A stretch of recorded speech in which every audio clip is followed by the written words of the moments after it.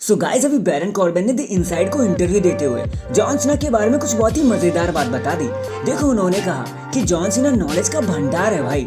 मैंने John Cena के साथ काफी समय बिताया, काफी बात भी करी, हम जिम में साथ भी जाते थे और डिनर भी किया कभी कभी तो हमने। तो उस दौरान मुझे इतना पता चला कि जॉन सीना जैसा स्टार मैंने कभी अपनी लाइफ में ही नहीं देखा था। वो बहुत ज्यादा thanks giving kind of person है। हमें जब भी लगता है ना कि अब वो हॉलीवुड चले गए हैं या कभी वापस नहीं आएंगे, वो हमेशा अपनी वापसी कर लेते हैं चाहे जैसे भी करें, और हमेशा साबित कर देते हैं कि WWE ही उनका रियल घर है। देखो 2017 में जब हम दोनों एक फ्यूड में थे ना और समरस्लैम में हमने एक मैच किया, कहीं ना कहीं उस मैच ने मुझे हेल्प करी कि मैं मैप में स्टेट हो सकूं, और आज भी वो चीज़ मेरी हेल्प करे जा रही है। एंड सी आज भी सीना कैसे हमें और दिए ही जा रहे हैं और दिए ही जा रहे हैं। कभी वो ऑस्टिन थ्योरी की हेल्प करते हैं, कभी ग्रेसन वॉलर की हेल्प करते हैं, और अब सोलो सिकोवा के साथ भी लग गए हैं वो काम करने के लिए। His wrestling knowledge is leaps and bounds. वाह यार, मुझे नहीं लगता था कि बैरन कॉर्बिन इस तरीके की रिस्पेक्ट कैरी करते हैं the 16 time world champion John Cena के लिए। वैसे जो भी उन्होंने कहा यार वो 16 आने सच्ची बात तो थी।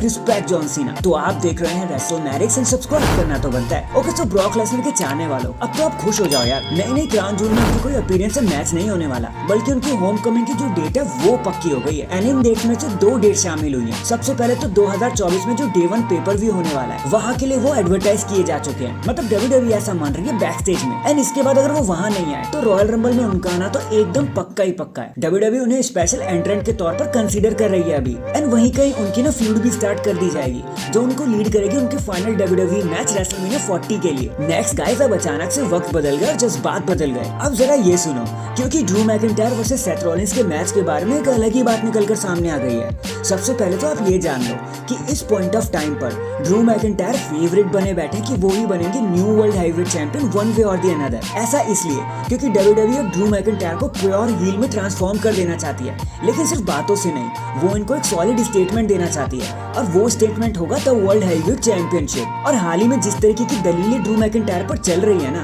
कि तुम जीत नहीं सकते, कुछ बड़ा होने पर हार ही जाओगे, सेम पेज पर नहीं आ सकते, ये चीज तो कहीं ना कहीं इशारा कर रही है कि अब ड्रू मैकिंटायर का टाइम फाइनली आ चुका है कि वो एक वाइड ऑडियंस के सामने एक वर्ल्ड चैंपियनशिप को अपने हाथों में उठाएंगे।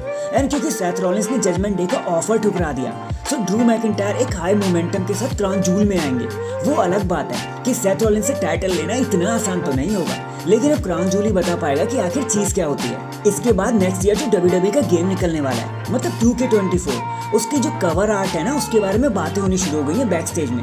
और एक नाम जो लिस्ट में सबसे ऊपर है ना, वो है the eater of words Bray Wyatt का। एंड WWE ब्रे वाइट को एक कंप्लीट सेंड ऑफ देना चाहती है नेक्स्ट ईयर 2K गेम को डेडिकेट करके।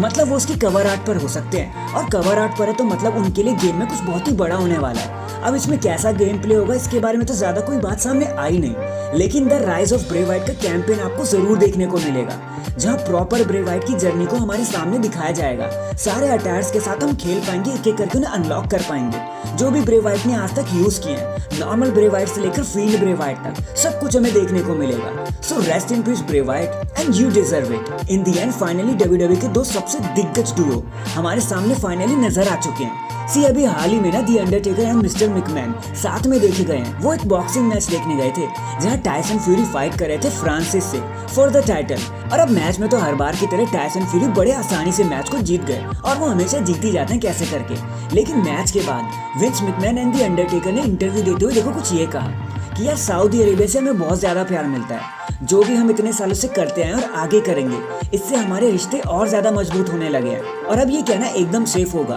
कि Saudi Arabia is the new home of WWE, बल्कि हमें तो ये कहना चाहिए कि Saudi Arabia is the home of WWE। वैसे होगा भी क्यों नहीं भैया, क्योंकि इतनी बड़ी बड़ी मनी मेकिंग डील जो मिलती है सऊदी अरेबिया से, एंड जहाँ पैसा वहाँ मिस्टर मिकमैन। पर चलो अंडरटेकर और विंस मिकमैन को एक साथ देखकर तो काफी अच्छा लगा, so respect them anyway. So that is it guys, आज के लिए तो बस इतना ही। वैसे दी अंडरटेकर और मिस्टर मिकमैन को इतने टाइम बाद एक साथ देखकर आपको कैसा लगा कमेंट करके जरूर बताना। एंड चैनल पर नया है तो चैनल को जल्दी से लाइक एंड सब्सक्राइब कर दो। बाकी मैं मिलता हूँ आपसे किसी और अपडेट के साथ, तब तक के लिए अपना ख्याल रखें और खुश रहें।